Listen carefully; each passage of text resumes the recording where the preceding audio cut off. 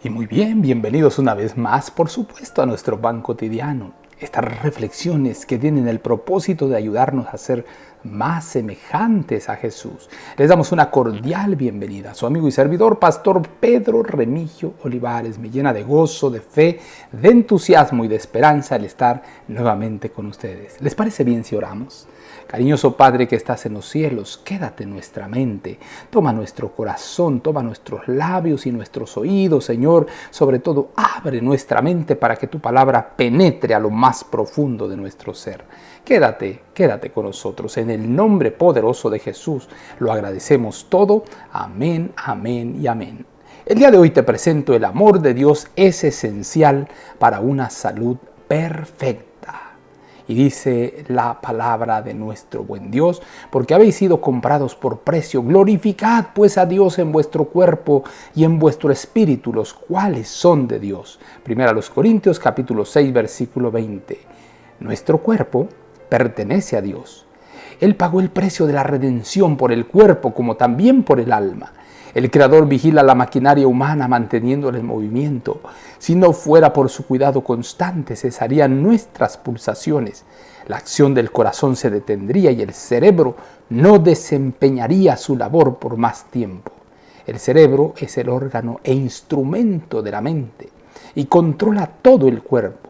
Para que las otras partes del organismo estén saludables, el cerebro debe tener salud, y para que el cerebro tenga salud, la sangre debe estar pura.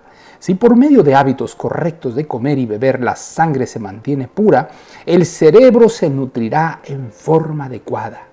Es la falta de una acción armoniosa en el organismo humano lo que ocasiona la enfermedad.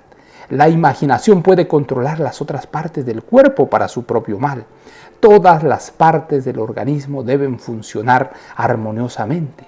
Las diferentes partes del cuerpo, especialmente las alejadas del corazón, deben recibir una libre circulación de la sangre.